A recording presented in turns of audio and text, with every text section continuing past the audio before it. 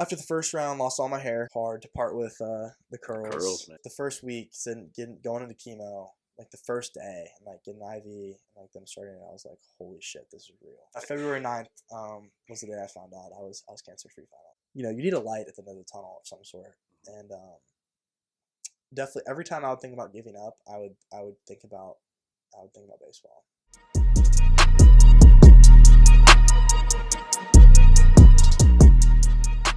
I'm going to address the audience. I'm going to address the whole audience. All right, guys, welcome back into the Juice Box, another episode of the Athletic Podcast, Baseball Development Show. We have a very special dude, Jason Gilley, in the house. What's going on, guys? What's up, Thanks for having me. Of course, man. So we're going to get into all kinds of juicy storytelling and, just nitty gritty, man, like how we met, all kinds of good stuff. But before we get started, you guys, if you have questions on any baseball development stuff, especially, the off season, strength training, throwing, hitting, any of that good stuff, make sure you hit the links below. Check us out. Gilley, you just finished up your first actual fall season, or did you play a fall season last year? No, this was my first full fall since, basically in 2 years, but let's see. So my junior year, I guess, was a really full fall because I was getting ready to play in the spring for my high school. But my senior year, I was kind of in a rough spot because I was trying to get recruited, but the velo wasn't there, and my shoulder was nagging me really, really bad. So I was trying to do rehab, build up, and do showcases all at once. So I wouldn't even really count it as a real fall because I got hurt at that time too. Anyway, I got hurt in October. Right. So, it was really like half a fall. And then last year, same thing. I got pulled out in October. So, Okay. So hold on. This is good. Back up. Yeah. Back up. First of all, tell them who you are. Tell them your name. What do you do? What position you play? Where you went to high school? Where you're at school now? Tell them all that because that'll take care of a lot of the nitty-gritty. Some context. Yeah. My name is Jason Gilley. I'm a pitcher at Spring Hill College. I went to Fellowship Christian High School, played there 2 years basically, sort of, because I was hurt my senior year. But what else? Right-handed pitcher. That paints a pretty good story right there. That's Yeah. So let's see. Last year, we hopping into the stuff. Well, let's back up for a second because wait till you guys have no idea. If you guys are sensitive, you might want to second guess watching this show because there's a lot of real life stuff that we're going to talk about. Not real life, outside of baseball. Definitely. Yeah, baseball, non-baseball, and everything in between. And 100%. For Jason, I'm pumped that you're able to get on and talk about this stuff because I think. If anything, it's going to make people appreciate what they have, where they're at, and then it's also going to give people maybe future courage to discuss some of these things that maybe pops up. Light a fire too. So, let's go back to where we first met. Me and Gilley both came from ninth inning, I guess you could say. I was coaching there, you were playing there, but we didn't really know each other then. I didn't know you at all. Right. I had seen you a couple times doing the arm development program there, but our mutual connection was through Vic, Coach Vic Radcliffe, for you guys that know him. And I think we started training together your junior or senior year, maybe. Man, I'm trying to remember. I think it was the start of my junior year, actually. Yeah. The start of my junior year, I was kind of. So it was right after COVID. So it's 2020 is when we started. But during COVID is kind of when I'd taken a year off from fellowship. I wasn't playing at all even when the season got shut down. I'd taken the spring off because I wanted to start really training and getting serious about playing first for my high school. And that's what I wanted to do is play high school ball, be a reliever maybe. So I took the spring off to train. Then COVID hit. So I started training pretty hard. In the summer, I played summer ball, did not do well. Just shitty. I wasn't a good pitcher, honestly. I didn't have off-speed pitches. I didn't throw hard, and I couldn't locate it really well. How hard were you throwing that? I think I topped like 75, 76. In 2020. And this is your junior year. Going into my junior year. Going into your yeah, junior. And I mean I was 6'2". I mean I was still pretty tall. I mean, honestly, thinking about that's only 3 years ago. Actually, wasn't even that long ago. Mm-hmm. So after the summer, going into the fall, I knew I wanted to play for fellowship. I knew I was going to try out this year or that year. So me and my dad went to Vic. I was still like hitting and stuff at that point. I remember. So I went to Vic for a hitting lesson and like maybe throw, but more hitting. And afterwards we got I think we got dinner or something. We got a meal.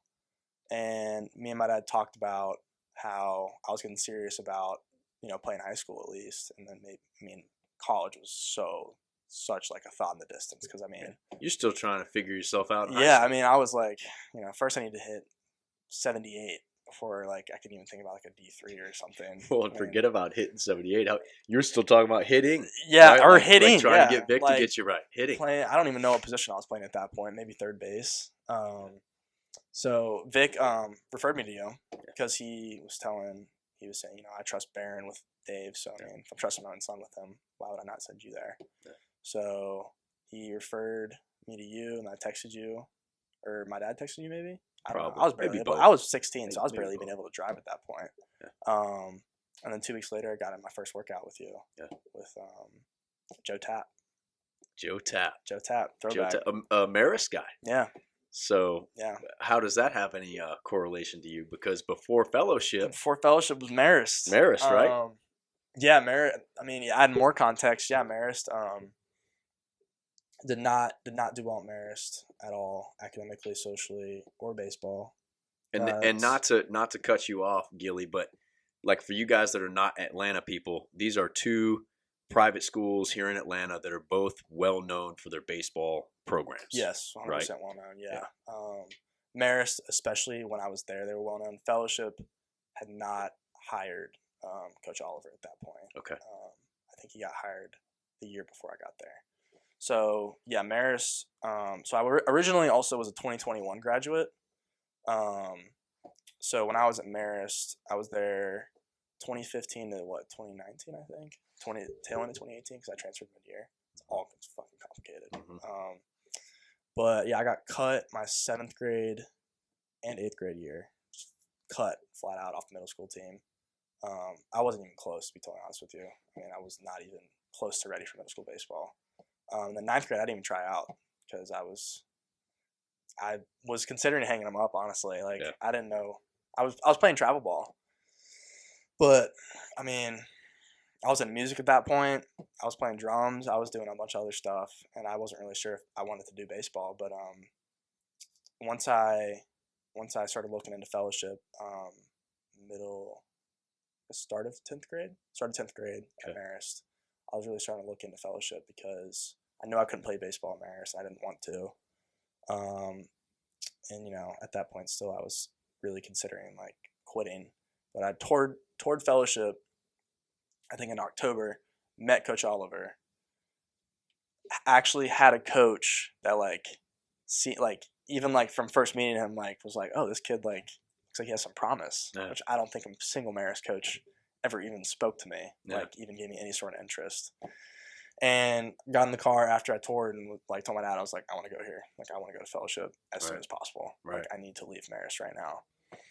So I applied, got in 2 weeks later, and then went January, boom, new kid, and reclassified. So then I was a 2021 at Marist, and then reclassified to the class of 2022 for fellowship. So then I was middle of 10th grade, then went back to middle of 9th grade.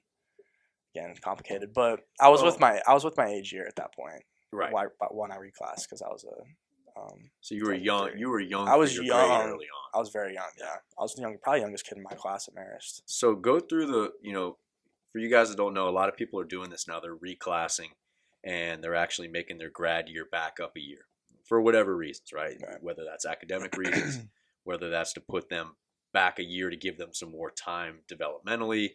A lot of different reasons to do it, but talk through some of the good and the bad of that process. I know you had to go through a lot of paperwork. There was some court dates that you had to go through for that just to make sure that you could compete on that, in that 5th year. Yeah. What was that like, man? This will be really good information for everybody listening, because a lot of people just assume you reclass and it's done. You're now backed up a year, but there's a process. There's definitely a process. I mean, so when I transferred and reclassified, we knew there was going to be some sort of situation with my eligibility regarding my senior year. Mm-hmm.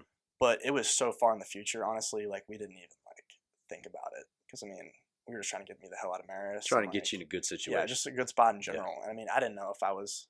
I mean, I knew I was gonna play baseball, but again, I didn't know my actual future. I didn't know senior year I was gonna be like. I think I was preseason All State. Like I needed that year. But yeah, the paperwork wise, we had a lot of stuff going on. Jeez, I mean, so. In Georgia at least, I don't know other states, but in Georgia, if you reclassify in high school, you have to basically file an appeal with the state, go down to court in some random, I don't even know where the courthouse is. It's in a random ass county. But basically you have to plead your case and like, here's why I classified, and it cannot be for athletic reasons or like anything like that. It has to be for either academic or social. And honestly, I did not transfer really for baseball. I mean, I did because, Oliver was such a great guy and I could tell off meeting him he was, but it was much more for social because I was really struggling, and academically I was struggling also really, really bad. It was bad. Yeah. But we had to contact my old psychiatrist who had moved to Africa. Wow. Yeah. So to contact him, get his psychiatrist notes to basically prove that I I think I was clinically depressed basically. So we had to prove that was an official diagnosis that I got. We had to do that. We had to hire a lawyer basically. So we couldn't like self-represent, and we had to go through the fellowship athletic director, David Lowry, and that was a whole process in of itself. Because when I was applying and then like getting ready to appeal, I got hurt. So there was kind of this like ongoing like dodgy conversation with Lowry about like, should we even bother appealing? Because like we don't even know if I'm going to be able to play. Right. Because he did not want to. I don't know why, but he did not want to file the appeal unless he knew I was going to be able to play. Right. So, but yeah, I mean, I had to write an essay. I forgot about the essay. I had to write an essay too. Like basically like telling them why I transferred and like proving to them that it was. I also had to get another current psychiatric evaluation. It was insane. I had to reopen a whole chapter of my life that like honestly was cool having back there. Yeah. But I mean, for the love of the game, I guess, for the love of fellowship baseball. I remember you telling me a little bit about all this, but I didn't know all this. Like, I didn't know about having to get the doctor's notes. I didn't know about having to redo some of that. So I had no idea, man. It was a lot. So you talked about your injury. I know what it was, but kind of go through what that process was like, because there was a lot of uncertainty with that too. Not only like whether or not you were going to be able to play, but also whether or not you should do the surgery, whether or not it was like, okay, is it worth it to do the surgery? And then afterwards, what you felt, because I know afterwards you're like, you know what I mean? So like, go through that. What was the issue? How did it come up? I remember you first telling me. Yeah, I mean, you were there. Yeah. So it happened. I remember the date, October 6th, I think, 2021. We were doing WWBA. No, we were down in Florida. The fall, Jupiter. Yeah, St. Lucie. It was down in Jupiter. I don't think it wasn't a WWBA. I don't know what the event was, but you came down with it. You played with us. Yeah, I played with your team with the Outlaws, and was slated to go game 2. Yep. I don't know against what team, but went out. It was funny. My arm felt the most live it has ever felt that day. Yeah. Came out, I think I PR'd that day. Yeah. I think I had like a 5 or something, 4 or 5, maybe a 6. I can't remember. I went 2 innings, scoreless, was cruising, and we had a really big inning. I think bottom 2nd or top 3 or something. Yeah. And I didn't throw for probably 25, 30 minutes. It was a while. I was just sitting on the duck. I was like, I think we had a 2-out rally. So I kept like, I'm going to go in, like it's about to end. And we kept like racking up hits or walking or they would make an error. So I ended up not throwing for 30 minutes. Went back on the mound. Warmed up. It was fine. Probably my first or second pitch. Threw a fastball. I don't remember where the ball went, but threw a fastball and like something, my shoulder, like, I don't know if it's subluxed or like dislocated or something, but something happened. And I was like, oh shit, that does not feel normal. That's never happened before. I don't know if I was dropping my slot or like, because I was playing with my arm angle a lot, but something happened. Got out of the inning, came back in, popped a shit ton of Tylenol, which I should not have done. I should have just told you really in the first place. Popped a shit ton of Tylenol. Make sure you guys you gotta tell people. When don't do that. Don't do the Tylenol. I have not taken a single like anything Tylenol, ibuprofen, anything since that day. Yeah. Like for baseball, I go in. I need to feel out your body and tell your coaches what you're feeling because that's important. But went back out anyway. Finished the game. Did I go scoreless? I had a good game. I don't remember, man. I remember we whooped up on the team. Their pitchers were having trouble throwing strikes. You pitched good. I think you only threw 3 innings. Yeah, I think it was a shortened game. I think I went 4 or 5. I think I went 5 actually. I went 5 and we run rolled them. I was gonna say I know it was a run roll. I just don't remember what the score was. Yeah, we ended up winning. It was fine, but actually that day, I'd gotten interest from an NAIA, St. Xavier in Chicago. Mm-hmm. It's like my first like real traction, I guess, with the school. And I called him after the game and told him like my stat line, and he offered me after that. It was like my first real offer actually. Yeah. So it's pretty exciting. But at that point, I was really, really, really pushing for NYU, like really hard. And high academic. Yep. I was pushing for D3s. I was talking to Columbia in the summer, but when I realized my velo wasn't gonna go up enough, I kind of like shied away from Columbia because I knew I wasn't ready. Mm-hmm. So I was really looking at NYU. Went to Miami. My mom and I drove down to Miami after the game because the tournament was over. And I remember in my hotel room, texting my coach, but my stat line, and like really told him like I feel like I'm really interested and like I really want to go up on a call. And he goes, call me in an hour. So I like got to the hotel, did not move, phone charged, ringer on, like sitting by my phone. Like as soon as the hour hit, I'm like, coach, you ready? He's like, yeah. Called him, and he basically went on a whole spiel about like projectable, likes what he's seeing, and he offered me. So and which school was this? NYU. This was NYU. Right. Yeah. So I got my first 2 offers within like a 24-hour span. It was pretty cool. I think you called me right after that. I was in my hotel. I called you right after. We went and celebrated and stuff. It was awesome. Yeah. It was really, really awesome. Yeah, I got my offer for NYU after that game. But it was scary because when he offered me, he was like, I want to see you throw though, and he wanted me to do a camp. And after we hung up, I'm like feeling my shoulder, and I'm like, I can't do a camp. I don't know what's gonna happen because right now my shoulder feels like something is seriously wrong. Yeah. But I'm still trying to build up velo. Like I need to get ready for NYU. Like I want to show out. So I kept throwing through it for months and months, even after the camp, because the camp was, I got offered October 6th or something, 7th. The camp was November, basically a month later, November 2nd or 3rd. But I was throwing through it the entire time. Yeah. And went to the camp. Camp was fine. Still offer stood. So I committed also to NYU after the camp because he told me, he saw me throw and he was like, I like what I see. I want you. And I was like, okay, I'm committed. I'm committed to NYU. Didn't post anything. Yeah. For reasons we will discuss later. Right. Because for D3s, if y'all don't know, if y'all are going through the recruiting process, D3s is a separate application process, and for high academic, it can be a little bit touch and go depending on how your academics are. So I committed, but it was verbal. Didn't post anything. Whatever. So yeah. So I guess should we go into the NYU thing? Talk about it, man. Talk about it. We gotta talk about it all. Yeah, all of it. So I committed. Week later, I applied early decision 1.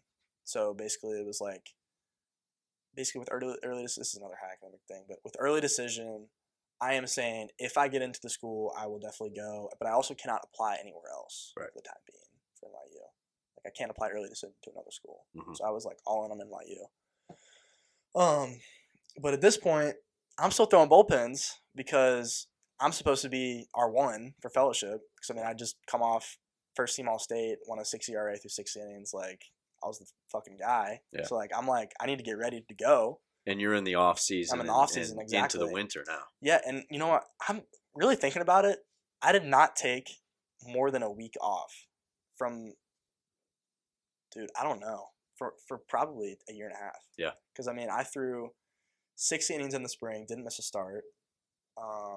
Then through all of June for travel ball for 9th inning, and then went down to Florida and Lakeland to the Florida Baseball Armory. Yeah. And threw, dude, every day. And that was, when was that? Was that over the winter? That was in July. That was over the summer. That was in July 2021, yeah. So you had, I mean, you're talking like 8 or 9 months where you didn't, not that you didn't try to address it, because we were talking about how your shoulder felt and putting in some correctives, and definitely. Some of it worked, some of it didn't. Nah, yeah, but you kind of grinded through it for 7, 8, 9 months. 150%, yeah. I mean, I didn't actually miss the start, but like, I mean, second start of the year for fellowship, like something was like going on in here, and I was like, I told Oliver, I was like, yo, I might need to be scratched for the start, and he kind of scratched me because we put in a different guy to start, but like he started struggling. I'm like, I'm going in, like let's go. So I didn't, you know what I mean? But you still pitched, right? Still pitched, right?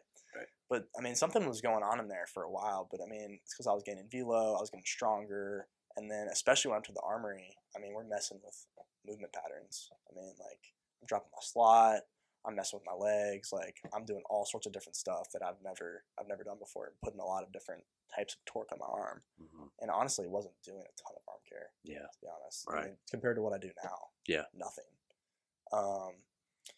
So, yeah, going back to NYU stuff in November, you know, I apply, still pitching, arm still hurting, cannot get it fixed. Don't know, kind of just in limbo, honestly. December hits. NYU decision comes out. Do not get in. Yeah. Do not get into NYU. So then it's grades like, weren't good enough. So I start freaking out. Yeah. Like I'm like, I don't have anywhere to go. My arms hurt. So I like honestly can't. I don't know if I can pitch in a camp without like embarrassing myself. Just freaking out. I don't have a backup school. I applied to Tampa just to like try to walk on. I got waitlisted at Tampa because they had so many applicants. Yeah. Mind you, I had a 30 ACT. Like I should never get waitlisted from Tampa. It was stupid. But yeah, I got waitlisted from Tampa. I think a week after the NYU decision, and I opened the email with my dad, and I literally just I burst into tears. I was like, I don't know what I'm gonna do. I don't know like what's gonna happen with my career. Like I don't even know if I'm gonna be able to pitch this spring. I'm stuck. I don't know what I'm gonna do. And my dad just kind of you know, he listened and was like, we're gonna figure it out. Like if you want to play, you're gonna play somewhere. You know, I don't know where it's gonna be. We can reach out to St. Xavier, cold as hell, but they're gonna give you money. But I actually did not end up doing that because we had a friend, my dad, I still have a friend, named Tim. Shouts out Tim, who has cerebral palsy. I met him through fellowship my junior year. We went to a game. There's a whole backstory of how he and my dad met at the game. But my dad introduced me to Tim after the game, and we kind of became friends after that. Yeah. But through Tim, I met Sean Yanis, owner of EAS Recruiting. Yeah. When I got in contact with Sean, I think he was like his first year, if not earlier than that. I don't even think he hit the year mark yet for his recruiting service. Okay. And I basically came to Sean and I was like, hey, I am in a really, really rough spot right now. I don't have any interest. I got denied from the school I was committed to for 2 months, 3 months.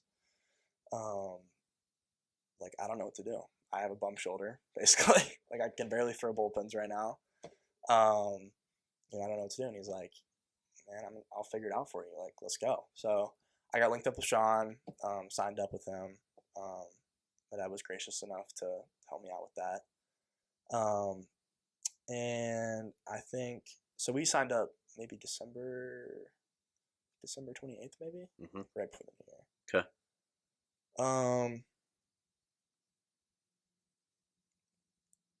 2.5 weeks later, I was committed to Spring Hill. Yeah. Went up a division. Yep. He got me. Yeah, I mean, he got me like a really, really, really good So like deal. in those 2 weeks, man, yeah, what happened? Like go through what that was like. I mean, because I'm sure he was grinding in the background. He was absolutely grind. Like I can't ask for anything else with recruiting. Like that man was working day and night trying to get me stuff. Like I was telling him like shit like UCLA, like almost as a joke, because like that's my dream school. Like I knew I wasn't anywhere close to play for UCLA, but I was like, I mean, sure, like go, yeah, sure. Talk to the coach. He's like, okay, I got the coach to look at your video. You know, the velo's not there yet. I'm like, you got UCLA? You got my video in front of UCLA? Like, are you serious? All right. So hold on a second. Back up. So this is like Christmas time. Yeah. Following the injury. Yes. Right. So what happened that July? You're talking about July. You had to make a decision on what to do about this shoulder thing. Like you made a decision. Hey, if I'm going to figure out how to get this college piece right, what'd you do to get your shoulder right before you went to Sean and figured this thing out? Nothing. Absolutely nothing. So I don't think Sean knew. So did Sean have you pitch? Like, did you have to throw again for him? Not for Aller? Or no, for Yanis? For Yanis. For recruiting? Yeah. No, I never did any sort of recruiting, like official recruiting video. Right, so you're just going off of all the footage. I had a ton of good video from fellowship. Like a lot of good video. Yeah. I mean, a lot of strikeouts. Yeah. And I was blessed to have parents that took video. 100%. Good video. My mom took a lot of good video of that junior year. But during this process of Yanis getting all did not tell him. Nobody knew. Not a single person knew. Yeah. I mean, he was reaching out to schools that I was serious about. I really want to go to Point Loma. This is actually before they won the World Series. Okay. They had gone. I don't even think they were 500 the year I wanted to go there. But I really want to go to Point Loma Nazarene because their field and I love California. Rollins, who I had done a camp with, and what was that, June, I think? Mm-hmm. They weren't really interested actually when I did the camp, but when Sean reached out, they were like pretty serious about a PWO. Yeah. But I knew that I just wasn't ready for Rollins. I don't think I was there yet. Because I mean they got a lot of 90 arms. So yeah, Rollins. I mean, I kind of gave up on Tampa. I'm trying to think. There were a couple other schools. There were a couple D3s. I'm trying to think of one here. Oh, Oglethorpe. Oglethorpe. Yeah, I got offered by Oglethorpe. I went on my Oglethorpe visit. Actually, Oglethorpe was my first offer with Yanis. And I actually did throw a bullpen in front of him. Okay. I think I hit 79 or 80. Okay. With a bum shoulder. With a bum ass shoulder. Exactly. And I talked to they're great over there also. I think it was Coach Greer, and Coach Hoyer. Both of them are awesome. Yeah. But yeah, Coach Greer watched me through the pen. It was fine. Still throwing strikes, so I think that's really what he wanted. But he offered me. I guess I got my first offer like a week after I signed up with Yanis from Oglethorpe, local. So that was cool. But yeah, really the schools I was serious about were Oglethorpe a good bit, Rollins a little bit, but and Point Loma and then Spring Hill. Spring Hill was definitely my number one. Like we stopped by the field when school was out, probably like a couple days after we signed up with Yanis, because Yanis went there also, so he has like good connections over there. So we stopped by the field. I saw the campus. I was like, this is nice. This is D2. Like they're good. They win conference pretty much every year. Like this is cool. So I told Yanis, I was like, I'm all in on Spring Hill. Yeah. Like that's where I want to go. So, I mean, once again, 2 days later, Yanis gets me a call with at the time the assistant coach, Andy McCall. Okay. So McCall called me and was like, I've heard good things about you. I've seen your tape. Like you look good. I want you to come on a visit. I want you to throw a bullpen. So I'm like, oh shit, like I don't know what's about to happen. I have no idea. I threw him like a couple of days before, like outside with my dad, and like I mean my shit was fucked up. Like I knew something was wrong, very wrong. I still haven't even talked to a doctor at this point. Also, like I don't know what I was doing. But yeah. So I think we go on the visit. I had to get like a school excuse because like I went back to fellowship because school started. And then I got a school excuse, and then I went on like a Thursday or Friday, right before they started school. And I threw probably the worst bullpen I have ever thrown in my entire life. And like I warmed up, I was feeling good. I stepped on the mound. I think I hit 78 or 79. It felt like my shoulder was coming out of socket every single throw. Like I could not throw a pitch and like get through the ball. My shoulder would go in external, and it would feel like it was about to snap in half. It was so painful. Mm-hmm. Hit like 78, 79, threw maybe 3 strikes. Curveball, terrible. Changeup, terrible. Couldn't throw the fastball for a strike. Was not rising. Was not doing nothing. Flat as shit. Come off the mound. My dad watched me throw the pen, and he was like, "Are you okay?" And I was like, "I'm not gonna get offered. Like, there's no shot. This dude's gonna want me after this." You could tell he's a little bit disappointed. He was like, "Okay, yeah, like how you feeling?" And this was my saving grace actually. He was like, "How you feeling?" And I'm like, "Coach, I'm gonna be honest, my shoulder really, really hurts right now." He's like, "Okay, all right, we'll cut the pen short. Like that's fine." And he had me go on a tour, whatever, with a player or something on the field, whatever. Came back, went to the locker room with him, showed me around the locker room, and the man was like, "Look, I know that pen wasn't good, but the fact that you were willing to throw, this is crazy." But he basically told me, he was like, "The fact that you were willing to put your body on the line, like, and like throw in front of me, like actually like shows me what type of kid you are, what type of player you are." I mean, I know we say like don't do that, but like that's kind of got me a scholarship. Well, and one step further, also that you were able to tell him that, because 100%. Otherwise, he may not have known ever. It might have been like, this kid's just a 78 to 80 100%. And not that great. Yeah. That actually did 2 things. One, let him know, hey, you are pretty tough and you're willing to do that. And number 2, oh, okay, there's a reason why maybe his stuff is not where we thought it was going to be. 100%, yeah. You know, so like for you guys listening, man, truth does a lot for you. Telling the truth does a lot for you. And I'm sure Yanis will tell anybody this. Like, he's not going to paint a picture that's not true, guys. Like, whatever you have, whatever is your stuff, I mean, he may embellish a little bit. If you're a guy who touches 84, 85, he's going to say you're 84, 85 because it's true. You've done 84, 85 before. But you guys need to be able to be truthful and talk to coaches about your injuries and what's not feeling good and how you're feeling that particular day versus another day. Any coach out there knows, like, you're not going to have your best stuff every day. So even if you were perfectly healthy and showed that, maybe they would have given you another chance to see you again. Who knows? Maybe not. Maybe. But that's cool. That's interesting that he said that, man. Yeah. Like you said, you hadn't done that yet. You hadn't said to anybody that your arm was bothering you, other than probably not even to your dad. You know, like, not really. Me, I was probably the only guy who knew it was bugging you a little bit. Me and Dale too. Yeah. Because I didn't tell Giannis. I didn't tell my high school coach yet. My high school coach had no idea. He was like ready for me to come in, give him another 6 innings for the spring. He had no idea either. But yeah, McCall offered me. And I think I like told him, I was like, oh, okay, I'll think about it. Just like, I don't know. I guess that's what you do. But I called him like 2 hours later. I'm like, yo, I'm coming here. Let's go. So he got me a hat and stuff. That's sick. And I committed.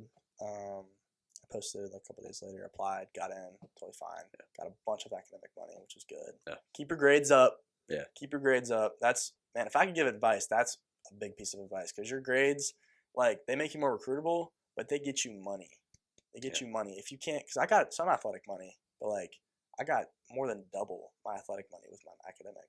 Yeah. Like, keep your grades up. Yep. And you guys, we went over this on the podcast that I did with Sean and EAS. You know, he talked about just the different scholarships at different levels, how all that stuff works.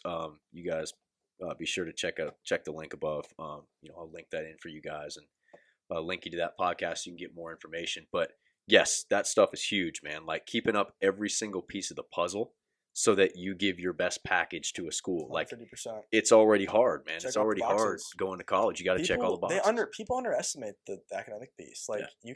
you can be raw as hell, like have all the measurables.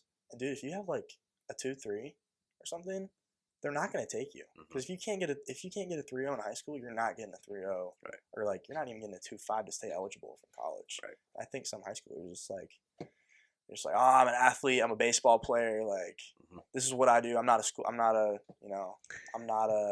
scholar, but then you end up ruining opportunities for yourself. Not to be too vulgar, guys, but nobody wants a dumbass. No, nobody wants a dumbass. So not at all. Well, that's awesome. Not in the classroom, at least. No, for sure. You know, so that's awesome. Like that's kind of the backstory for you. Just going through all that process. Now you've gotten to a point where it's like, okay, I'm committed. Good, we're good to go, right? 100%. Then talk about from there till the end of high school, the ups and downs with A, the shoulder, B, the process of the 5th year and the eligibility, from reclassing. What was that like? Because you had a whole bunch of roadblocks before you even went to college. It was hard, honestly. I mean, to start off with, I didn't know if I was making the right decision with Spring Hill, because I kind of took it out of that's all I got right now. Like, this is my best shot. Good division, good school. I think I can compete. I didn't see any of the players. I hadn't looked into them at all. So I was pretty worried about that. I mean, it's also, Mobile. I didn't want to go to California. I was committed to NYU. I mean, Spring Hill and NYU are about as opposite as it gets. Nothing wrong with that, but it's just what it is. But yeah, I mean, January, I committed, and I'm like, okay, well, I guess I'll start getting ready for the spring. And I mean, I threw another bullpen. I was throwing flat. I don't even think I threw a bullpen. I was throwing flat grounds, and I was like, I'm screwed. I can't throw. I think we had the first week of fellowship practice. It took me 3 days to tell me my coach. I was like, hey, something's wrong with my shoulder. Like, I don't know if I'm gonna be able to come out this year, honestly. And I finally went. I don't know why I waited so long, but I finally went to go see a doctor. Dr. Myers in Buckhead, he has his own practice. He did my mom's shoulder surgery, so I was just like, okay, I'll just go see that guy. And he does. He did a lot of athletes. I think he did Acuna's ACL. Okay. A couple years ago, or Matt Ryan's ACL. I don't know. But I went to see him and got an MRI, and he told me I had a frayed labrum. Very, very weird diagnosis, because I think the majority of throwers have frayed labrums, to my understanding. Yeah. Which you and Dale were really trying to tell me, and sure. I could not get that through my brain. Yeah. He told me I had a frayed labrum, and pretty much, and basically it started before I even got the MRI. He told me I had GERD, which I think is glenohumeral internal rotation deficit. Also throwers. Right, exactly. Yeah. Which everybody has GERD. I probably still have GERD, but I don't have pain when I throw. So. Yeah. And then he told me I had the frayed labrum, and I think I was just really, really confused at that time. I didn't know. I didn't feel like I had the right people in my corner. I hadn't come to you for a hot minute. I think we trained in the fall, but I wasn't doing camps. So I wasn't here a lot. And I remember after he told me I needed surgery, I texted I think I texted you, and you were like, get with Dale. Yeah. And I texted Dale, and Dale was like, do not have surgery. Like, don't get surgery. You do not need surgery for this. Like, yeah, I can get you right. Like, trust me, you do not need surgery for this. Yeah. And I literally had the Zoom call with him during a practice, and I think it was early February. We just went and played Decatur, and the inter squad. I don't know what it was, like a scrimmage. Yep. Because we always played Decatur in scrimmages before the first game of the year. And I told my dad, and I was like, listen, Dale really doesn't think I should have surgery, and I really trust him. I don't think I trust Myers all that much, to be totally honest with you. And my dad was just like, dude, what it came down to was that appeal process. Yeah. It was Lowry still hadn't submitted the appeal. We didn't know if I was gonna fucking get it. We had no idea. But I think my dad was really, really, really upset with how that went down with the athletic director, because the fact that it was attached to like my availability. Athletic directors are supposed to. I mean, I understand why. I understood his decision, but like as like the parent and like as the athlete, you're like, dude, I don't know if I can play, but can you just submit the appeal? Like, can you at least just give me an answer of whether or not I can play? So when in reality, like, I wish I had the ability to know if I would have been able to play, because I guarantee you my decision could have been different had I been eligible. And guess what? A year after I graduated, Samuel Albee did the exact same thing as me, had a little bit less of like a weaker case than me, and he got the appeal. Right. He was cleared to play senior year, which was awesome. I love Salby, but that just showed me, I was like, man, I would have been able to play. Yeah. And because we didn't have the answer, my dad was like, I want you to get surgery. I'm like, I think that's a good idea. And I was like, all right, so got the surgery. I will also say Myers told me he didn't know if I had a real tear. He didn't know until he got in there. So that was kind of one thing that was like, okay, well, if I do have, a tear, like a slap tear or something that we can't necessarily see on the MRI, like, why would I take the risk? Like, what if like I rehab and then pitch in the spring, or if I even am eligible, or pitch in the summer and then get hurt again and then go to spring and hurt? That was really the one thing I did not want to happen. I did not want to go my freshman year hurt, because that would have been a really, really bad look. So I got the surgery. There was no tears. It was a debridement. I think it was a labral debridement, or a laparoscopic labral debridement, I think. Or arthroscopic labral debridement. And was in a sling for a week. I had it on February 22nd, I think was my surgery date, 2022. Was in a sling for maybe like 5 or 6 days. And I'm not gonna lie, I still was like somehow holding out hope I was gonna be able to come back for like the playoffs for fellowship. Yeah. And I was rushing the shit out of my rehab. I was like, I'm coming back. Like, I wanna be the guy again. Like that. Like, oh yeah, fire. When I got my junior year, like dominating, like I wanted that again, because we wanted to win state again, or we wanted to win state because we got bounced by Mount Perrin, who won state my junior year. We got bounced by them in the Final Four, which was a whole thing. We should have taken game 2. I was almost out of game 1. I went 4 scoreless against Cam Collier. He's with the Reds now. Bunch of Power 5 guys. Like that shit was real, and I wanted that again. I wanted to beat Perrin, but I think Wesleyan won it that year. But anyway, I was rushing the shit out of my rehab. I was like doing all I possibly could to get this thing ready. But I mean, dude, I had surgery. Like, they cut my shit open. Like, I was totally disillusioned as to like how fast the body can bounce back. Like, I mean, there was never a shot I was gonna play in the spring. Right. But one thing that I definitely was one mistake I was making was I think with like the rushing thing, this is like a big picture thing, but like I was putting a lot of my self-worth in baseball, like a lot of my self-worth. Like, I was like, I am nothing if I can't pitch. Like, I am nothing if I can't pitch for fellowship. I'm nothing if I can't pitch for Spring Hill. Like, I don't know who I am if I'm not a baseball player.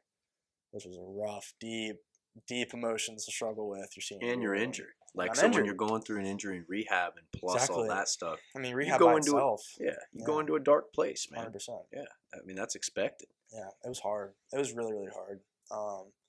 It definitely got me prepared for harder things later on that we'll get to later. But I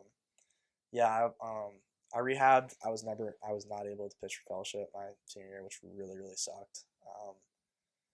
It hurt a lot. We lost to North Cobb Christian. Yep.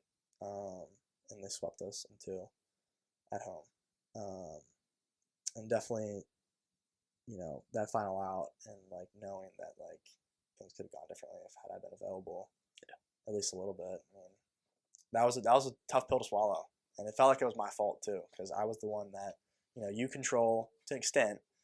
You control your your health. And I was like, I should have told Dave that I want to pull myself, or I should have started rehabbing with Dave sooner or Dale sooner. I should have given myself more of a break. I should have took a deload. I should have gotten with a doctor soon. Like all of these, like what ifs, what could I have done differently to like get healthy, to be healthy for my senior year. And I was playing those what ifs for a long time up until I went to Spring Hill pretty much, because I had to close the book, had, different chapter, new chapter. But I mean, another mistake I made too, right after fellowship, I was trying to play summer ball on a bum ass shoulder, and sure enough, I didn't pitch an inning. So I moved to Boca Raton, Florida. Tried to play for the West Palm Beach Knights. I moved in June 2nd. Didn't come back till July 28th. Was by myself for 2 months and did not throw a pitch. Did not throw a single pitch. I worked out. I fucking grinded. Did arm care. Got with Dale, and did his arm care, which, I mean, dude, again, I moved in June. I was 4 months post-op. Like, that's not a lot of time for a shoulder. Yeah. I mean, for opening the shit up, 2 scars, opening it up, sucking all the dead tissue out with whatever, a vacuum, that's not a lot of time for, trying to get back to pitch. I mean, I was throwing. But I mean, at the root cause of the issue was I had an external deficiency, like something when this would go back before I threw, something was going on. I mean, whether it was scap, labor, I don't know, but yeah, getting with Dale was really, really good. And what sucks is that I waited to get with him. I waited till July. Yeah. Like I tried to do June by myself, right? And I waited till July, and I did end up getting healthy from Dale, right? When I got back with you, yeah, in August. And I mean, I have videos on my phone, like, of me, like, throwing, like, pitches that was, like, holy shit, like, that didn't hurt. That was when the drywall and stuff in here wasn't. That was when you first moved in here. It was still when we weren't even supposed to be in here. Right. Yeah. Yeah. Don't tell anybody that. No, it doesn't matter. But yeah, no, I remember, man, because that was like, I remember me and your dad sitting against the wall over there. And he's like, man, he needed this. He just needed this. 100%. This feel good before he goes off to school. 100%. And everything was all hunky dory, right? Yeah. Until you went to school and you started going through the fall, and then, because you were texting me and said, hey, it's going good, doing this, back on the mound. I think you sent me a couple videos. In my first bullpen, it was a really good feeling. Right. Getting back. I mean, yeah, when I came back here, the first day I saw you, I was in a dark place, like flat out dark place. Like unsure, uncertain. Decision. Oh, well, I didn't even mention this. The day I graduated, I literally walked out off the stage, checked my phone. My assistant, my coaches had gotten fired. So like the guy that recruited me got fired. I'm like, oh my God, I'm screwed. Like I'm not healthy. The guy recruited me got fired. The Hall of Fame, like all-time Alabama winningest head coach is retiring. I don't know who the hell is going to be the coaches. Like that was another thing. So I didn't know the coaching staff coming in. Right. I'm hurt still, but yeah, I was in a dark place. But came back here through my first like pain-free bullpen. I was like, okay, like let's go. I'm ready. So moved in like middle of August. Started practice late August. Did my first pin, sent that over to you. I think I hit like 80 or something. I was still getting back in the swing of things. Did my first inter squad. Second batter took me yard. Nice. First batter hung slider. Nice. Line drive up the middle. Second batter got behind 2-0 and threw a fastball down the middle, and he took me probably 410 left center. I mean, it hit the ball, and I was like, oh, that's gone. So that was a good welcome back Jason Gilley moment. So yeah, give up a bomb, second batter, and but after that bomb, I was like, okay, like it's baseball. I'm settled in. And after that, I think I gave up like 3 or 4 runs that first outing, then 2 runs second outing, 1 run the third outing, no runs the fourth outing, and then my 5th outing was coming up, And I was like, okay, I'm going to show out this 5th outing. And then, yeah, October 6th went in for basically a checkup because I knew something was going on with my body. Mm-hmm. And I found out I had stage 3 testicular cancer. And they basically were like, yo, you gotta go to Atlanta. You gotta leave school. So I was diagnosed on like October 6th or October 4th, I think. I don't know what the date was. On a Tuesday. Went back to school. I drove back from the medical center. Texted my coaches. I was like, hey, can I talk to you guys? Yeah. I have some stuff going on. Went to the locker room. And then they were finishing up practice. And I went into their office and was like, hey, I just got diagnosed with cancer. I don't know if I'm gonna be able. I don't know what's gonna happen. No idea. This could be. They didn't actually know it was stage 3 at that point. Okay. Because you don't know until you get pathology back. Test other cancers. Yeah. So I was like, hey, this could be 3 weeks.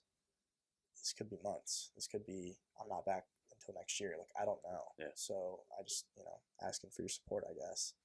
And they were amazing throughout the entire process. But they were like, okay, yeah, go. Go home. Yeah. Go get treatment of some sort. Yeah. So yeah, next day I left, drove back to Atlanta from Mobile. It's like 5 hours. A lot to think about in that drive. I went by pretty fast actually, because I was thinking about so much shit.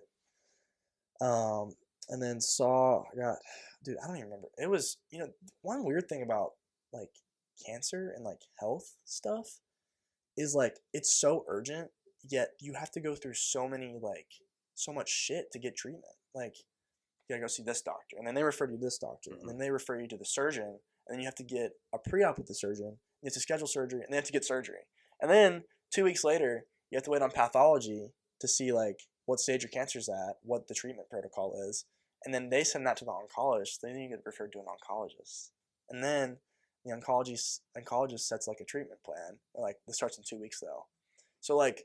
This whole time. All while my cancer is like literally spreading throughout my body. It's crazy. I'm like having to go through to these doctors and shit and like figure out like what treatment is and like figure out surgery dates. So I mean, when it was all said and done, I got diagnosed on the 4th. I didn't get surgery for 2 weeks, and left radial orchiectomy is what it was called. So yeah, not to get too gritty, but I had my left testicle removed. That's the one that was cancerous. Okay. And then, so we were hoping. One thing is like I had caught it really, really early on. I'm not gonna describe how to do testicular self checks or examinations, but you can go on Google and look it up. It's really, really easy.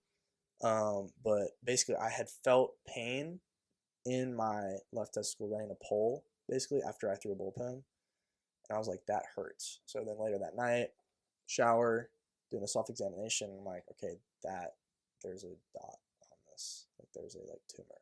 I didn't know it was a tumor, but you could feel it. I could feel it. Yeah, you could feel it. And I was like, okay, shit, this is not good. I learned this in 8th grade health class at Marist. Like this means cancer sometimes. So a day later, 2 days later, called the urologist in Mobile, and I was like, yo, can I schedule an appointment? So I scheduled the first one available.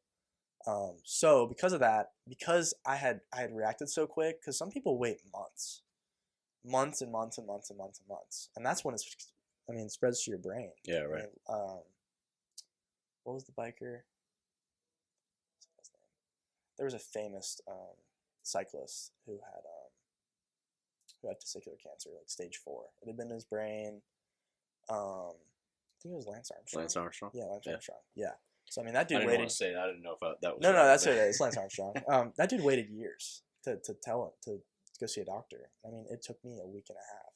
So I was like, when I got surgery, got it removed, I was in good spirits. Yeah. I was like, get the tumor out, go back to school. Like, let's go. Like small setback. When did you call me? I remember I was sitting right when you walk in the weight room. Remember we had that break room table used to be sitting there. Yeah. I was sitting at that thing when you called me. I was driving back. That was the day after. Yeah. You're probably one of the first people I called, actually. Dude, I was shocked. Yeah. I didn't know what to say. I was like, Fuck. dude, I'm here. Like, Yeah. I'm here. No, I don't know what to say, but I'm here for you. Yeah. You know, and I told Dale, I was like, dude, he's like, holy shit, you know, keep me updated. Like, no, that you probably encountered that a lot. Nobody really knew what to say because it's so unexpected. Dude, cancer's hard by itself. Cancer in a 19-year-old, 19, right? Yeah. Just turned 19. That's even more difficult. I mean, college athlete, like all these things, and you're like, that's not supposed to happen to those people. You know what I mean? No, like, that's not. You don't think cancer, college athlete, like that's just rare. So yeah, a lot of people, it was a shock. I was shocked. Yeah. But yeah, after my surgery, I was like getting ready to go back down to school, and they told me that it had spread to my lung, and my lymph nodes. I still don't even really know what lymph nodes are, to be totally honest with you. Well, I don't either. I'm not going to pretend that I'm the big science nerd here. We need to get somebody on who's more knowledgeable. Yeah. But what I do know is that you have a bunch of those lymph nodes in your body. Yes. And exactly. once the cancer spreads to those lymph nodes, obviously the cancer gets more. It's dangerous, more dangerous, right? It's more aggressive. Yes. So again, I don't know the science behind all of it either. We won't get into all that. You guys can Google that too. Yep. But yeah, man. I mean, like, how did that process go when they're explaining all this stuff to you? You're trying to learn and you're trying to process, and it's like, dude. I mean, hearing I had cancer was a really, really hard thing. Hearing I was gonna have to lose my fucking ball was a hard thing too. But going into my urologist's office and hearing him tell me that I had pretty much one of the more aggressive ones you can get, and that it had spread to my lung, and some people know how it goes. Like, you walk into the doctor's office, and off rip when they walk in the room, okay, something's wrong, or I'm good. And he walked in, and he had a folder, and he goes, "So Jason," and I didn't cry, but like, scared. I was like, oh my God, like, it spread. And sure enough, he told me, and I was like, oh my God, I need chemotherapy. Like, I have to go get chemo. Yeah. Like, I'm going to be bald. Like, I'm going to be like I'm a cancer patient now. Like, this is real. And I just remember, like, I'm Catholic. So, I remember I walked out of the office and went into the car and burst into tears. And I was just like asking Mom, I was like, why is God doing this to me? Like, why does God not want me to play baseball? Like, does he want me to quit? Like, why is this happening to me? And I was just really dealing with some existential questions. I was just like, I didn't know why all this was happening to me. Honestly, I had no idea. It's a lot for a 19-year-old to figure out and navigate. Like, I think I'm a good person, right? Like, why is this happening to me? But kind of had to roll with punches, because I saw my oncologist like a week and a half later. Well, I guess what we were trying to do is, so I was 19, so I'm an adult. Right. So they were trying to refer me to an adult chemotherapy center. Mm-hmm. And I'm like, no, I'm a kid. Like, I don't want to go with nothing wrong with old people. I love old people. No, I know what you mean. I don't these people are dying, in front of me. Like, I don't want to go there. And also, luckily, he that oncologist that I went to recommended 4 rounds of VIP, a totally vastly different chemotherapy. Okay. And somehow, by the grace of God, we were able to get into Children's Healthcare of Atlanta, CHOA, on the condition that I enrolled in a clinical trial. I don't even know if you know this, but so I did a clinical trial. The industry standard, not to get too into things, but like, the industry standard is I think BEP or something. Okay. Something like that. BEC, okay. I think. Which is bleomycin, etoposide, cisplatin. And that's like the American standard. Okay. But they're doing a clinical trial, they're still ongoing, where they wanted to try BEP, which is bleomycin and etoposide, and I think it was some platinum-based chemotherapy. I have no idea what it was, okay. But I was like, okay, I want to be at CHOA, so I enrolled in the clinical trial, signed a bunch of paperwork. I was like, let's go. And the thing about the clinical trial is, basically again, not to get too into things, but like trials, like you need to have a control group, an experimental group. Right. So even though I enrolled in the trial, I didn't know if I was going to get the new drug that it's like the European standard. So. And the alternative was you got the norm. The norm, exactly. Okay. Which either way, you're getting can treatment. cause really bad hearing loss. Okay. Which I was like really scared. I don't want to lose my hearing. Yeah, sure. I'm a kid. So they did a random number generator, and I got the trial, and that was like kind of the first. Did you know that ahead of time? Yes, they did tell me. Okay. It doesn't have to be blind or anything. Okay, gotcha. She called my mom, and my mom told me, and my dad actually started crying. He was like that's amazing. Like that was the first win we kind of got. Yeah. So I got the clinical trial, and my first chemotherapy appointment I think was October 30th, 29th or something. It was a Monday, and I had to do 3 rounds of the BEP. And basically a round was 5 straight days, and then a Monday, and another Monday, and then that would be 1 round.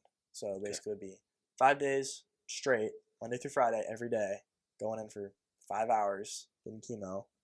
Then a Monday, short, like hour, just like a push. Then third week, a Monday, push, and then the new round would start. So I did 3 rounds of that. Okay. After the first round, lost all my hair, which was hard to part with the curls. Curls, man. Yeah, I always take pride in my hair. Curls for the girls. Yep. So yeah, lost my hair. I don't even know. Yeah, it was tough. Yeah. I mean, yeah. The first week, going into chemo, like the first day, and like getting IV, and like them starting it, I was like, holy shit, this is real. And you did how many rounds of this? 3. 3. Okay. Yeah, so 9 weeks. 9 weeks. Yeah. I was like, this shit's real. Like, I'm getting chemo. I'm doing adult shit right now. Yeah. It's also surrounded by little kids. Like, most of the kids at CHO are like anywhere from like 8 to 13, 14. A lot of them have leukemia. A lot of them have brain cancer. Yeah. Because those are the 2 most common forms. So it was definitely like, it was just weird as hell. I bet. I was on a lot of medication. So, I was on Ativan. So just like disassociate, also causes memory loss. So I was like really just trying to like distract my brain as much as possible. Yeah. So yeah, after 3 rounds, so first of all, after the first round, actually, my tumor markers, which is like, basically they take your blood sample and they're able to see like if there's, I don't really know what it is. They're able to see if there's active cancer in my body. Okay. After round 1, my tumor markers were 0. So we were like, wait, like, let's go. Like, I'm fine. I'm good. Mm-hmm. The other 2 rounds would be to like eliminate any like microscopic, like anything that could possibly cause me to relapse. Right. In my remission, my eventual remission. So round 2 and 3 was like, it was still terrible, but I was like, okay, well, this is just like ensuring that I'm not going to have a relapse. So after round 3, my last chemo appointment was January 3rd. I was like, okay, like, I think I'm good. And all throughout this process, my oncologist had told me if I had remaining cancer, I was going to have to get the surgery called an RPLND, retroperitoneal lymph node dissection. And the RPLND is a really, really big surgery. It involves getting a incision like cut down, pretty much like a 14, 15, 16-inch incision from the bottom of your sternum down to your pelvis to remove your lymph nodes, basically, to ensure either no relapse or to take out active cancer or remove dead cancer. Yeah. And the thing about the RPLND is that you don't know if there's actually residual cancer until you go in, because a lot of the time there's just inflammation from the chemotherapy. Gotcha. So I got my CAT scan on the 9th, and I went to fellowship practice because I was going to be an assistant coach and like just help out and just be around the team because I miss baseball. And at practice, I got a call from my oncologist, and she was like, "Hey, you still have remaining cancer, or like we don't know what it is. We don't know if it's inflammation, remaining cancer. We don't think it's active cancer, but like there's still some stuff there, and you're going to need surgery." And that was just another gut just punch. another just like what the fuck? Like God why can I not? What is wrong with me? Like again, existential questions. Why is God doing this to me? Well, and feeling like you mentioned when your dad started crying. It was the first win you guys. You just felt like it was like, okay, we got to win, and then we lost 3 or 4. You keep losing. Keep losing rounds. Yeah. And between diagnosis, chemo, we got the clinical trial, but then chemo was terrible. I go into my CAT scan, and then I'm like, I get out of the CAT scan, I'm like, okay, like I think I'm good. Like I think I can finally move on with my life. Like chapter's closing, and then they're like, you need surgery. Like you need one of the biggest surgeries you can have as like a 20-year-old, 19-year-old. And I was just like, oh, Jesus. Like I was like, I don't know what to do. But they initially referred me to Emory to do a robotic surgery, which is basically like you just cut 4 or 6 incisions and do it robotically, so it's less invasive. Okay. But my mom and I found out that carries a greater chance of relapse. So gotcha. The inventor of the surgery, Dr. Einhorn, is in Indiana. His protege / colleague is Dr. Scheinfeld out of Memorial Sloan Kettering in New York City, Manhattan. And by the grace of God, my mom was able to get in contact with him, and we were able to get up there, get a referral, get in with him, and get the surgery scheduled for February 1st.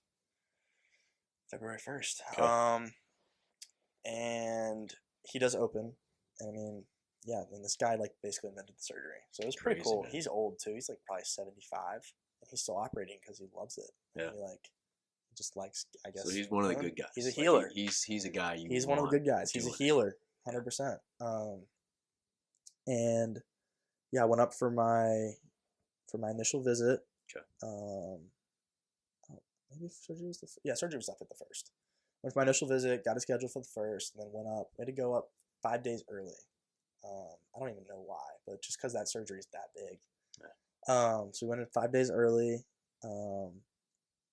Woke up on the first. We woke up at 4:30 in the morning because we had to get there by 5:45, 5:30. We had to walk there too. In the freezing cold. So got up. Still dark out. It's still dark as hell. Oh God. I've lost all my body hair from chemo. I've lost all my weight. I'm freezing. Yeah. So, but in a way it was kind of cool because I was like, this is the last time I'm going to walk. Yeah. Without a big ass scar on my stomach. Yeah. Forever. Yeah. So it was like, I didn't mind it too much. Yeah. So we walked over to the surgery center. And the way MSK is too is you can only have one adult with you. So we walked in. I was like, I'm not gonna see my dad. Like this is it. Like, I'm not gonna see my dad until maybe a couple of days. And I was really upset about it. So I clicked my dad. He walked outside, and somehow a nurse was like, "Hey, you can come in." So I was able to get my dad in, and it was like that was like awesome. Small, but like also like big for me. Like, yeah. I really wanted to be with my dad before I went into the operating room and all that shit was gonna go down. So they got me checked in, whatever, hospital bed, whatever, and they called me into surgery. They were like, "Do you want us to wheel you in, or do you want to walk?" And I was like, "I want to fucking walk in. I want to walk in that bitch and like own it." So walked in, wheeled around with my IV, whatever. Walked like, I don't know, it was probably like 30 steps. Felt like a mile. So I was just like, felt like I was marching to my death, basically. I mean, traumatic, but I know what was about to happen. They got me hooked up, and they were like, "Okay, like let's go," and I don't know, put me to sleep. They put me to sleep, and right before I was going to sleep, I like panic attack. I was like, "Oh my God!" And I was like trying to reach out because I felt like I was falling, and then I was out, and that was like, and then I woke up, and I was like, looked down my stomach, and I was like, "Holy shit!" Like I'm scarred up. Like they did it. Crazy. Yeah, it was really crazy. And I was like, I don't know how long I was crying. Probably like 30 minutes. Because I was crying for my mom.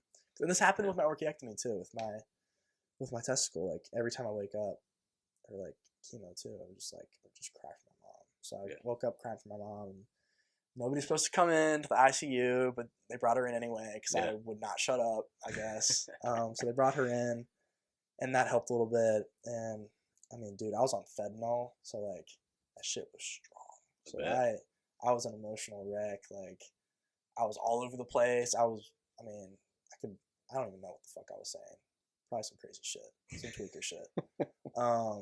But the ICU was okay. So after the ICU, they basically brought me down to a round-the-clock long-term recovery unit because they knew I was going to be there for at least 3 days. Ended up being there for 8 days. So I was checked in on a Wednesday, didn't leave till Thursday, the next Thursday afternoon. That week it was probably the worst week of my life, if I were to guess. I don't know if they can be topped. There was some, chemo was pretty bad, but I mean, I think 12 hours after surgery, they wanted me to sit up, and dude, the pain. I mean, they cut through my abdominal wall, like the pain of sitting up. Just no strength, dude. I had nothing. Yeah. I couldn't do it. I literally couldn't sit up in my bed. And when they finally pulled me up, because like everything was so jumbled and they just cut me open and my organs were on my chest during surgery, I was throwing up, sick like, to your stomach, crying. Yeah. Like, I mean, I was on, dude. I mean, Sure. this is fucked up. I'm on drugs. I'm sitting up because all my organs have been removed. My abdominal, I can't sit up. Like, it was just this whole thing. I just remember sitting up. But that was the only time I threw up, which was good. Because there were some times where I would be really sick because I didn't eat for 6 days. 5 or 6 days, I couldn't eat food. So that was. What'd you have to do? Would you have to like just liquid diet? I couldn't even drink water. I couldn't drink water until day 4. So they just everything's IV. Everything's IV. Yep. Wow, that's crazy. Yep. I had my fentanyl pump. Pushed fentanyl on a 10-minute timer so I didn't overdose. Yeah. And I had my IV. That was it. Wow. Ended up losing. I mean, I told you I ended up losing 25 pounds in 8 days of everything. Fat, whatever, muscle. I don't know. Tissue. Period. Tissue. Period. Yeah. Lymph nodes at least. Yeah. Now I lost those. Crazy, man. Yeah. So on day 2, I started taking steps. I took my first lap around the facility, and my mom took a video, and that was like a big moment because like first steps, like that was big. Yeah. Score, like I had my wheeler, like it was a big thing. But pretty much after that, it was like, it was progressively getting better. I had like a mental breakdown on like day 5 right before I was leaving. Like had to get a social worker, but my parents weren't there for that, so that was okay. But other than that, it was pretty much smooth sailing. I was on a lot of pain medication, and How long did you have to stay on the pain meds for? That was a whole thing in itself because I like low-key kind of got addicted to the fentanyl because I was spamming the button so much. So the next day when I got discharged, I actually was taking Oxycontin, and later that night I was like having withdrawals, and I was like, okay, I'm never taking any of that again. I don't care how bad this hurts. Yeah. I'm not taking another Oxy. So after that, I was cold turkey after 8 days, which was hard because that shit. I'm sure, hurt. man. I'm sure. Hurt. So I was just taking Advil or ibuprofen, really strong ibuprofen. Just normal anti-inflammatory. Yeah, exactly. So on day 8, they were like, the doctor came in and he was like, looked at my scar and he's like, I'm gonna remove your staples now, because basically the way it is, like they like had to staple down like all around my incision. I probably had 30 staples, so we plucked each staple out one by one. He's like, I'm gonna go talk to your doctor. We might be able to get you out today. I was like, sweet. Holy shit, please God, can I leave this place? You were ready to go. I was ready to get the hell out of there. And the doctor came in and he's like, all right, yeah, you're good, let's go. So I got up and I left, went to my hotel. I walked home. That was a big accomplishment too. In there, my only goal was to walk as far as I possibly could every single day. It's like as many laps as I can. So I walked back to my hotel, and so, dude, when we went out to dinner that night, I don't know how that's even possible, but a lot of my dad's friends had flown in to support him and my mom, and we went out to dinner that night. and kind of celebrated my discharge or whatever. And the next morning, or maybe 2 days later, we still had not heard about the pathology. We didn't know if I was cancer free or not. We didn't know if it was active cancer, because there was a possibility of that. If it was active cancer, if it was teratoma, the dead cancer, which could have reactivated later in life, or if it was just inflammation. And my mom ended up actually calling them for answers, and she called them in the office, and she was like, "Hey, like, do you guys have answers yet?" And she's like, "Oh yeah, we got them back a couple of days ago." And my mom wanted to flip out on this lady, because we're like, "Why would you not tell us like what the results were?" And she went through every single lymph node. There were 38. She's like, lymph node 1, clear. Lymph node 2, clear. And she kept going, clear, clear, clear, clear, clear, clear, clear, clear, clear, clear, clear, clear, clear. Until 38, she's like, clear. And she's like, she didn't even say anything after that. My mom was like, "So does he have cancer?" And she's like, "No, he's cancer free." And I like burst into tears. My dad started crying and shit. My mom didn't even cry. She was like, "Yeah, I knew this was gonna happen." She was pissed off at the lady. She was probably pissed at the lady. Didn't call about the freaking results. Yep. Kelly, way to go, Kelly. Yeah, thanks, Mom. So yeah, February 9th was the day I found out I was cancer free finally. So it was October 4th to February 9th. It was 4 months. Really not that long. Felt like eternity. I can tell you that. Felt like eternity. But yeah, I got the cancer free call, and I had a lot to emotionally work through. But I was like, well, road to baseball starts now. Yeah. And after that day, I was like, they told me the only thing I could do until 10 weeks was walk. Right. And this was February, right? This was February. Yeah. I would fucking walk as long as I could. Go on walks with my mom, take the dog on a walk, anything. And honestly, around week 6, I was like, I was feeling pretty good. Mm-hmm. I wasn't in school also. I don't know if I said that. I was not in school. I had a withdrawal for my second semester. That was not initially during chemo what I was planning on doing. I was still doing school during chemo. Mm-hmm. I was taking 12 credit hours and like trying to stay eligible to come back in the spring. I don't even know how I thought that was going to be possible. Right. But yeah, after round 2, they were like, "Hey, I don't think you're going to be able to go back. Right. I think it's a good idea." I was like, "Okay." So I withdrew my spring semester. So I went on a spring break with my Georgia Tech friends week 6, and I was like, we lowered the goal to 7.5, and I was like, I'll start fucking dunking this basketball in this little baby ass goal. So I was like slamming shit, and I'm like, okay, like, all right, it's feeling better. Like, let's go. And a month later, I was cleared. And the day I got cleared was also, I had an oncology appointment that day. It was my first follow up. Okay. Post cancer free card call. So I went to my oncologist. I got my blood work. I was insanely nervous, but she called me and she was like, "Hey, it's clear. Like, you're good." Sweet. I was like, "Let's fucking go." Came straight here. Yeah. Hit a workout. I don't remember what the fuck we were doing. Something, but it was, as awesome as a day that was also like made me realize how unbelievably. I mean, dude, it was square one. Yeah. It was like I was a child learning how to ride a bike. Like, dude, I don't even know. I can't even explain it. I was so working out, throwing a baseball, anything that involved any sort of athletic ability was so unbelievably foreign to me at that point. It was scary. I was like, how am I going to do this again? Like, I don't know how I'm going to come back at all. So, yeah, probably, like, day 1 was bad. I think day 3 or 4, we did a hard workout. Mm-hmm. And, dude, I was doing push-ups. I couldn't even do, like, 6 push-ups. And I got up off the floor, and I was like, I'm going to fucking quit. Like, fuck this. I'm done. And I wanted to cry, honestly. Like, you probably didn't even know, but, like, I was really near tears after that 3rd workout. Yeah. But I was like, dude, you're going to figure it out. You figured out this, like, why would I quit now? Like, I'm cancer-free now. Like, right. I've come way too far to quit during a workout. I was like, fuck that. So got through the workout, and after that, man, honestly, it was hard as hell, but I was like, I'm getting through this. Like, let's go. And got on the velocity program. Was here 4 days a week? Yeah. For 4 to 5. Yeah. Honestly. Probably more because you were coming in even the days that even you on were off days I was doing coming on your in. own. Exactly. You were still coming in. Yeah, so I was grinding. I was grinding my ass off. First bullpen, 72.5. 73.5? I remember that.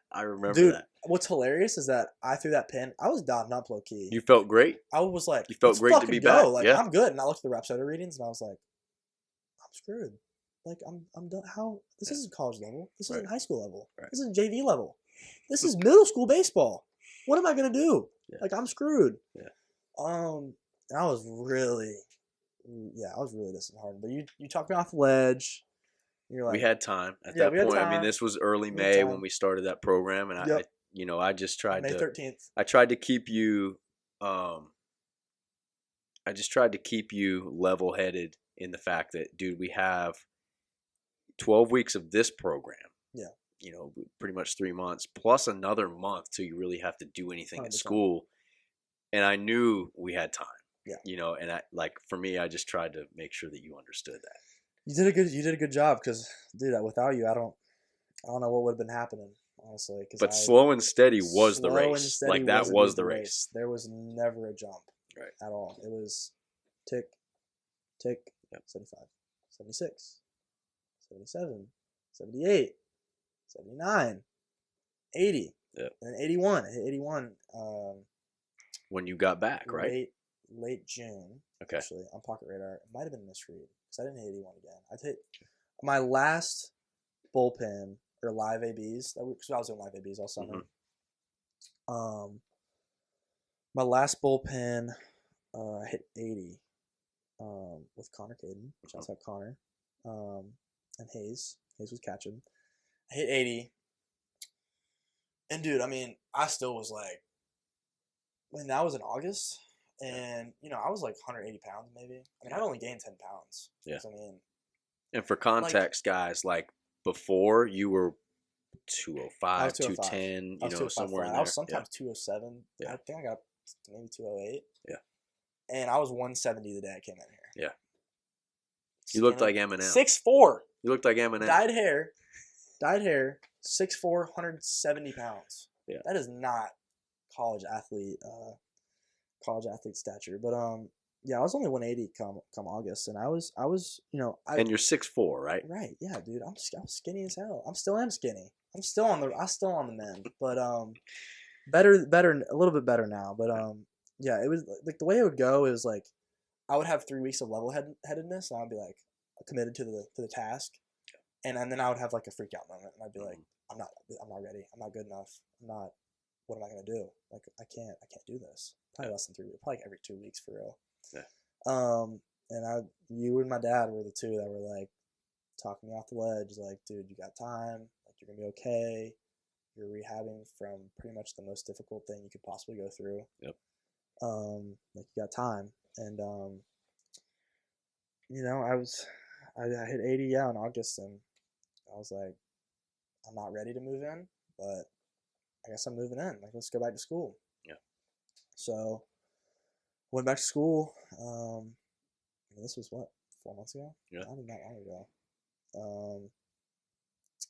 Passed my conditioning test, which was a big deal. Another one of those ticks forward. Passed the conditioning test, which I had trained for pretty hard with Evan. Because I was way out of shape. Yeah.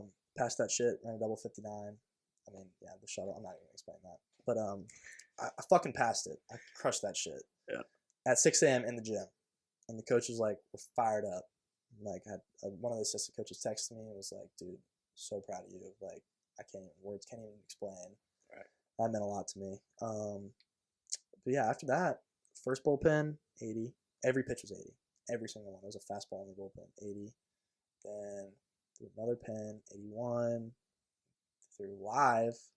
First live batter. That was a good experience. I closed the game. So we had an inter squad. It was like a 17-inning inter squad. Okay. Dude, they put me second to last, and the last guy scratched himself. So I was last. I was like ending the thing. It was pretty sick. It was dark. Lights were on. I think this was September 9th or something. Okay. And I was closing it out. Struck the first guy out. One of my friends, Jay. Got him full count. Threw him fastball, rose back up, struck him out looking. Dugout erupted because all of them knew what I did. And man. they were, it was loud as hell. They were. It's freaking awesome. It was really. They were so supportive. Struck him out. Walked the next guy. Struck the next guy out. And then I walked another guy and I had a pass ball. So I was on second and third. And then got the guy 2-2, threw him a slider, popped out to right field. And I was like, got the ball and I was like, holy shit, I got first inning, like in over a year. Around a year. I'm sure that felt great. Felt amazing. I blacked out. Like I don't even really remember like what I felt on the mound. But I got to the inning and I think I hit 80, 81, maybe 80. I think I hit 82 actually. Yeah. So I was like, okay, dope. Next outing, dominated, and this is I hit 84, and this is really like when I started to kind of catch my stride. I texted you after that one. I was like, yo, like this is real. Like I'm fucking carving. And we faced, Coastal East, Coastal South, Bishop State. Scoreless. Strike at the side. 2 strikeouts. At least a strikeout. I'm fucking dominating, dude. Yeah, like, it's awesome. Like fucking embarrassing hitters, like flat out. Stuff I didn't even know. I forgot I could do that. Like I was like, got your swag back. Yeah, I got my swag back. Swag was Exactly. back. Like I struck my third outing. I struck a dude out against Coastal East, Coastal South, and they were talking mad shit. Like they were talking hell shit. Struck the dude out, and I literally told him to go fuck himself. And I'm like, you fucking suck. Like get off my field. I just told him that to his face. Yeah. And I went off the mound. I'm fucking back. Like let's go. Like this is me. This is real. I got back. I did this shit by myself, not by myself, with you. And no, but you know what I'm saying. Man, I know what you're saying. This is. Yeah. I got this shit. So I didn't give up a run until my last outing actually. Because in Purple Art World Series again, 2 innings scoreless, 3 strikeouts. But in the very last outing, I gave up my first run on a bomb actually, on a splitter outside. I don't know how the kid touched the ball, honestly. He was kind of ass, but he hit a bomb off me. Happens, man. Happens, and I needed that failure too. Yeah. So I didn't experience failure all fall. Right. I was just cruising, carving, and gave up that bomb, and I was like, fuck, I forgot what that felt like. But after I went to the locker room, cooled down, I was like, okay, like, I needed to fail. I needed to fail before this spring. That was the finishing touches on the ball for you. 150%. And I'd already proved that, I'm him. Like I'm May 2nd, I think it was. May 2nd? That's when we did the first day of Velocity Max. You hit 72.5. Yeah. May 2nd. And then you touched what, 84? 84, September 28th. 84, September 27th. 27th. So, a little under 4 months. 4 months, 10 miles per hour.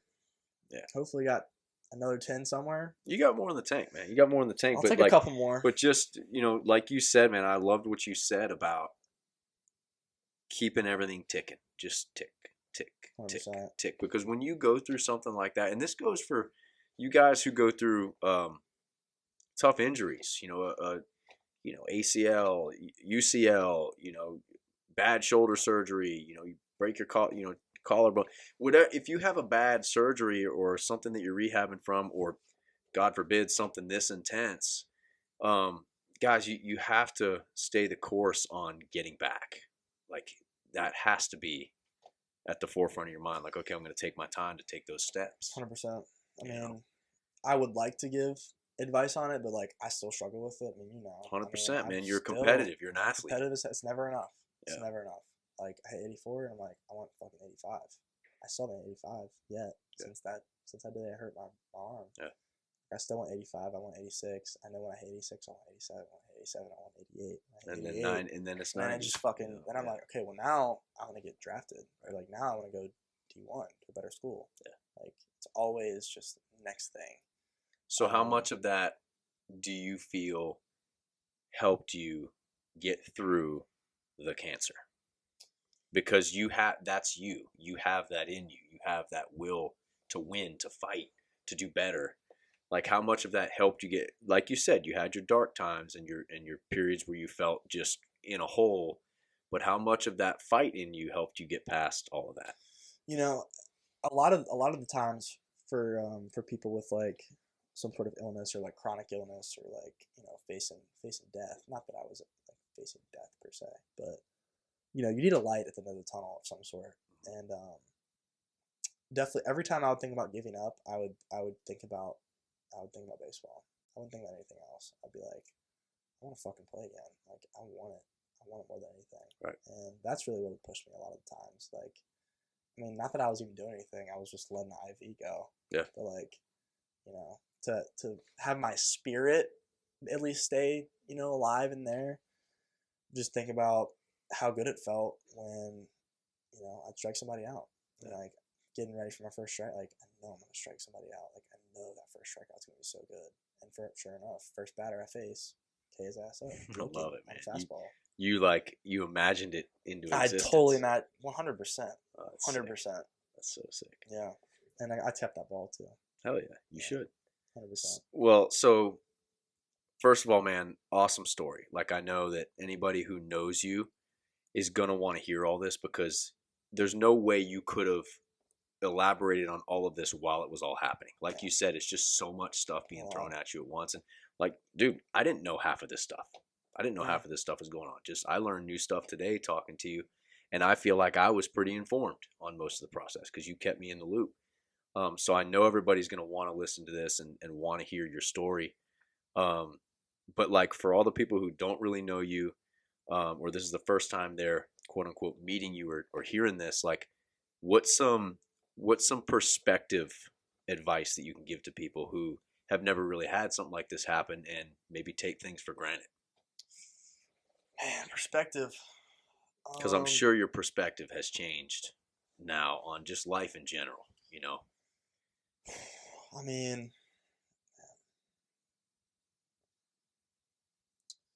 I think staying on course no matter what life throws at you is really, really important. I mean, at the very beginning of this podcast, I told you, and during start of COVID, like I like wanted to play college baseball, and I was throwing 75 miles per hour. I couldn't throw an off-speed pitch, couldn't barely throw strikes, but like, dude, I believe that I could do it. Like, and there's being like, there's being unrealistic, but I had multiple people tell me it was unrealistic. Like, dude, you don't throw hard enough. I still have people telling me I don't throw hard enough. I mean, right now, like, I got people telling me I'm not gonna be able to compete on varsity because I'm not throwing hard enough. But, dude, if I believe I can, so like, why can't I? And if I believe I can, then I can put the work in to do so, and that's what I did. I put the work in, and another thing is, I mean, I'm so thankful for my dad because, I mean, dude, when I got cut 7th and 8th grade at Marist, nobody told me I was good enough. Right. Not a single person in this world told me I was good enough other than my dad. He's like, listen, man, you can quit, like, if you want to, but, like, you have two options. You quit or you work harder. Like, what are you going to do? And I was like, I guess I'm going to fucking work harder then. That's what I did. That's what got me through it. I mean, without my dad, I mean, I didn't talk to a single one of the Marist coaches. They didn't tell me what to get better on. They didn't tell me shit. They're just like, fuck you, you're on the team. Yeah. Like, I didn't have anybody to tell me what to do other than my dad. And that was, kind of, I guess the advice would be, the perspective would be find that person in your corner. I mean, now I have so many people in my corner. Yeah. I mean, every single person in this building is in my corner. I've the entire Spring Hill coaching staff, a lot of the players, like I fucking love that coaching staff. I feel like every single one of them has my back to the utmost degree. My parents have always been in my corner. My whole extended family, everybody's on the Jason Gilley team, and I think that's really what it starts with. You got to find that stable support group, and have people that, there's such a fine line between like the having a dream and it being realistic or unrealistic. And again, a lot of people told me it was unrealistic for me to play college baseball. And I mean, dude, they weren't wrong at the time. It wasn't realistic for me. I wasn't as tall as I am now. I mean, I think when 2020, it's like 5'9", 5'10". I mean, $140, $150. Yeah. And I was skinny as hell. No wonder I was throwing 75. And no wonder they were telling me I couldn't play college baseball. There's no wonder. But, you know, there's a will, there's a way. And having people that, no matter what, support you, and they're like, I think you can do this. I believe in you. And having that inner belief, like, no matter what, no matter, you know, if I'm throwing 72.5 in May, 3 months before I'm supposed to move in, and still believing that I can get college hitters out and make them look stupid, that's what I did. I've always had belief in myself, even when it's repressed. I mean, even recently, like, I had shit happen at school, and I was like, I don't know if I can do this anymore. And I had a conversation with my dad like a week and a half ago, and he's like, dude, like, you're fucking him. Like, you can do this shit, dude. Why do you always doubt yourself? Like, you just did it. I just did it in the fall. Yeah. I was averaging 2 strikeouts a game. I didn't give up a run until my last outing. Like, why am I letting what other people say to me dictate what I think about myself? Like, look at the results. Yeah. Look what I've done. Yeah. Like, why are other people, you know what I'm saying?